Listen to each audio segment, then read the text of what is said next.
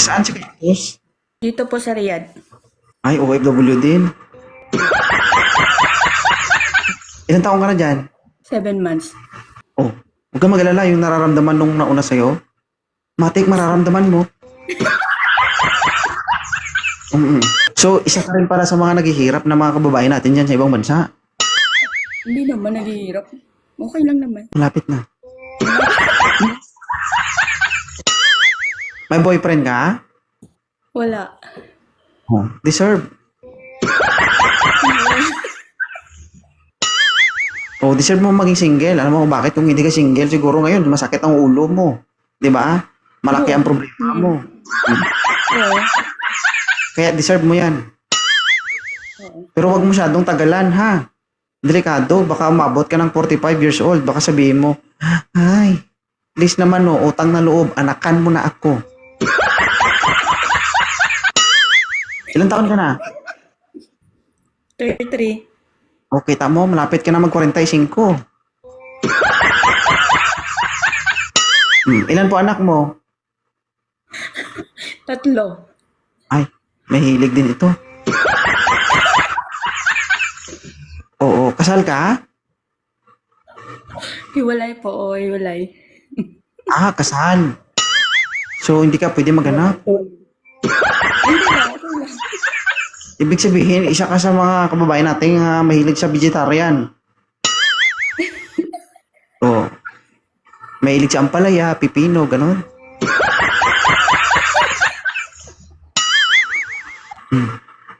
Ba't ka natawa? Healthy living ka pala ngayon. Wala akong jowa. Hiwalay, matagal na hiwalay. 2 taon na. I-maintain mo lang ang pagtangkilik ng sariling gulay ng Pilipinas. Kung hindi, Hiwalay na nasa Baykubo. oo, matik. Huwag mo lang itry ang upo, ang laki-laki nun. Click. Bakit ka napakit dito, ma'am? Ha? Bakit ka napakit dito?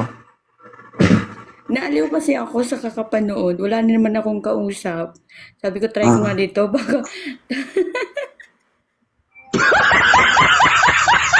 Pero ma'am, ang mahirap kasi dyan, ma'am.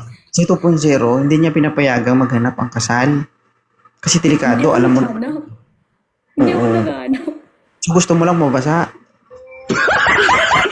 Ano na lang? Oo. Be honest, ma'am, ha? Sa loob ng 7 months mo dyan sa ibang bansa, may nakakausap ka bang LDR? Yung ano, bago Yes or no ako lang? naman. Sumagot ka lang ng yes or Yes, 1 no. month ako. Wala ka sinabi mo Yes, pa. 1 month ako. Babae talaga. Ang kriminal, mahuli yan sa mismong bibig. Sa inyo na yung asawa ko. Okay? So, ibig sabihin, may nakakausap ka before. Oo. Kausap lang. Ano, hindi ako pwede sa LDR. Bakit? Walang ito yung cellphone ko, mabubuntis to. Alis ko yung LDR, kailangan may ganun. Ibig sabihin na survey na rin pala yung lupain mo. Hindi naman. Yung totoo. Hindi naman. Pamatay man. Maraming umaasa sa'yo sa Pilipinas. Yung totoo. Wala. Never mong ginawa ni isang beses. Ay, hindi talaga. Ang bait-bait Si ni ma'am, no? Tripogolos. Ang bait-bait mo. Dapat kang patayuan ng rebulto. Ako lang yung nakakakita. At sobrang tawang-tawa ako. Kinakamusta mo pala siya minsan-minsan. Wala. Oo. Hindi mo baho na yan?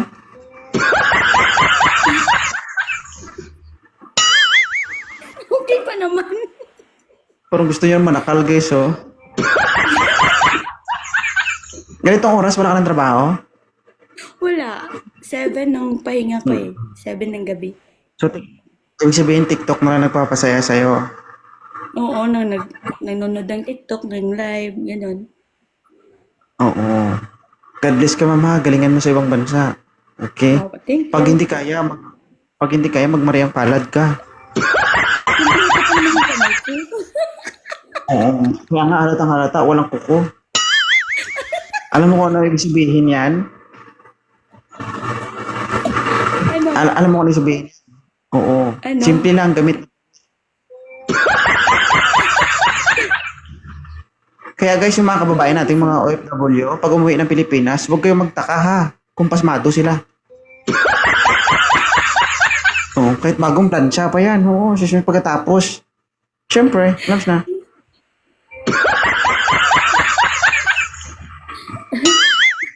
Ano height ni Ma'am Kaya nga Cactus? Kaya nga cactus nakalagay. Kahit walang lalaki yan, kahit hindi nadidiligan, buhay yan. Talaga ba?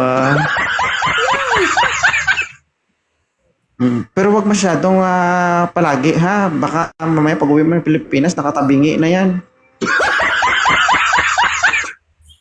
Walang uwian.